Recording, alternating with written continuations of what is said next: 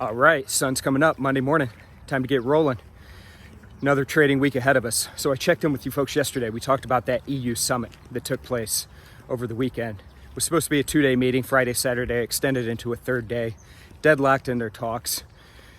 Words coming out overnight that they are making a little bit of progress.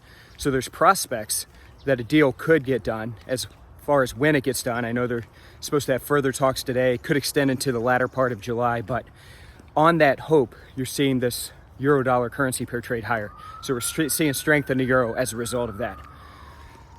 Now, that said, big week in the US this week because we have similar talks taking place.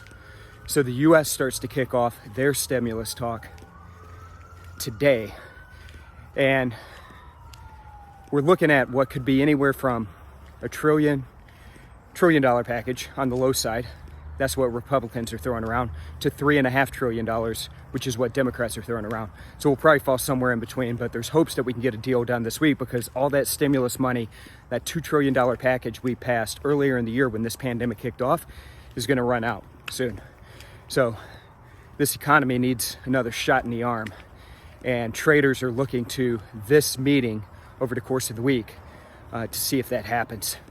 So that's really the headline risk this week, that and earnings. Another big week on the earnings front, because when you look at the Fed side of the equation, all the Fed governors are blacked out. They can't talk this week because they've got a meeting coming up at the end of July. So you're not going to get anything coming out of the Fed really this week to speak of. So all eyeballs are on the US and discussions around stimulus as well as earnings.